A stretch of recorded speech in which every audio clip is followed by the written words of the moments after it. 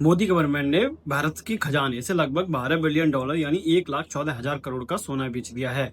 RBI का data कहता है कि जो हमारे पास सोने का भंडार है वो 885 टन सोना है, जिसमें अगर आरबीआई की रिपोर्ट देखें तो वो अप्रैल का डेटा दिखाते हैं। लेकिन हम जो बात कर रहे हैं, जो यूएस की मीडिया कंपनी यानी ब्लूमबर्ग ने जो रिपोर्ट साझा की है वो लास्ट मंथ यानी मई 22 तक की है, जिसमें उन्होंने कहा है कि लास्ट 14 डेज में इंडियन गवर्नमेंट ने लगभग 1,14,000 करोड़ का सोना बेच दिया है। या 8 मई को लगभग हमारी गवर्नमेंट ने इंपोर्ट ड्यूटी बढ़ाई थी। जो जितनी भी हमारी प्रीशियस मेटल थी उन पे इंडियन गवर्नमेंट ने इंपोर्ट ड्यूटी बढ़ाई थी, जिसकी वजह से जो हमारे पास सोने की वैल्यू थी उसकी वैल्यू बढ़ गई। जब सोने की वैल्यू बढ़ी तो इंडियन गवर्नमेंट ने क्या किया, वहां से $12 बिलियन की वर्थ के सोने को बेच दिया, जिसके तहत उन्होंने लगभग $7.5 बिलियन के फॉरेन एक्सचेंज को खरीदा है।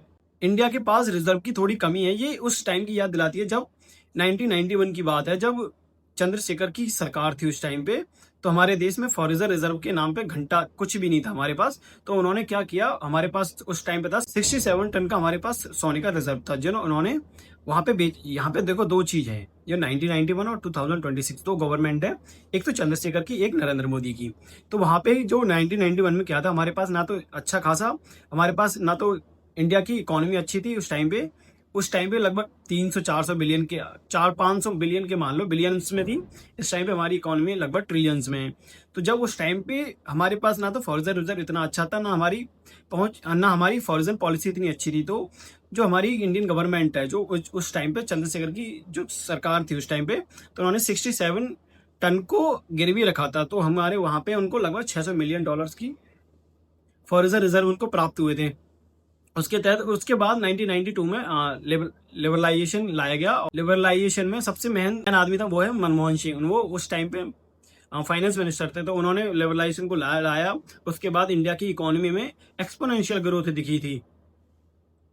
लेकिन जो आरबीआई अभी हमको डेटा साझा कर रहा है और जो वीआईबी का फैक्ट चेक है वो हमको ये बताता है कि इंडियन गवर्नमेंट ने ऐसा कुछ नहीं किया है कि उन्होंने हमारे पास अप्रैल का डेटा साझा किया है, जबकि हम बात कर रहे हैं सिर्फ लास्ट मई की। जो मई अभी हमको बीत के लास्ट मंथ मई 22 तक की बात कर रहे हैं हम, तो हम वो अप्रैल की बात कर रहे हैं, हम मई की बात कर रहे हैं। ये उन्होंने ये कहा है, उन्होंने सीधी गवर्नमेंट ने साफ कह दिया कि ये जो खबर है वो बिल्कुल फेक है। आखिर ऐसी जरूरत क्या पड़ी कि जो इंडियन गवर्नमेंट को लगभग हमको $12 बिलियन का गोल्ड को बेचना पड़ा।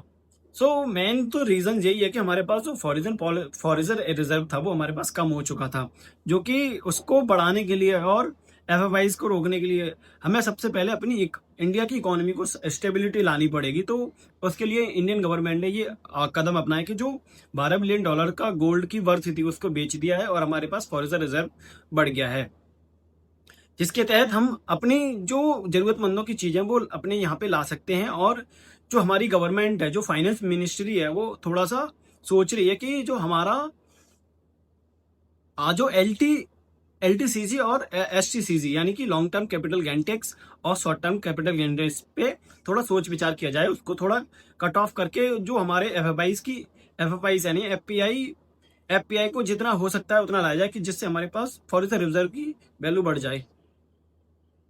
जब हमारे पास फॉरेन रिजर्व की वैल्यू अच्छी होगी और हमारे पास आईएनआर की वैल्यू काफी मजबूत हो जाएगा। और अभी क्या चल रहा है कि जो यूएस और ईरान के युद्ध की वजह से ना जो अमेरिका में इन्फ्लेशन हाई हो चुका है, जिसकी वजह से डॉलर की जो मजबूती है वो काफी इंडियन रुपीस के मुकाबले काफी अच्छी है, जिसके तहत हमारी इंडिया की रुपए की वैल्यू कम हो गई है। जो 20 मई को हमारे जो इंडिया की रुपए की वैल्यू सबसे निचले स्तर ₹96.20 पे जाके स्टेबिलिटी ली थी। वो सबसे हाई लोएस्ट लेवल था हमारे रुपए का डॉलर के अगेंस्ट।